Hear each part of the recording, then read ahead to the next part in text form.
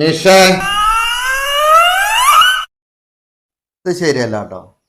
എന്ത്? ഒരാളറിയാതെ അയാളുടെ പേഴ്സിന്നോ പോക്കറ്റിന്നോ പൈസ എടുക്കണത് ശരിയല്ല. ഇങ്ങനെ കട്ടെടുക്കണ സ്വഭാവം തീരെ ശരിയല്ല. ഇതൊക്കെ കട്ടെടുക്കലാണോ? ഏട്ടനിന്ന് ഞാൻ എന്തെങ്കിലും സാധനം എടുത്തത് കട്ടെടുക്കലാവോ?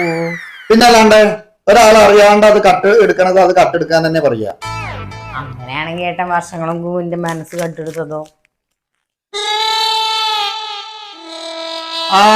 അങ്ങനെ ഒരു അബദ്ധം പറ്റിയതിന്റെ അനുഭവത്തിന്റെ വെളിച്ചത്തിലാണ് ഞാൻ ഈ പറയണത്. മനസ്സിലായോ? ഇതിനുള്ള ഈ അനുഭവിക്കും.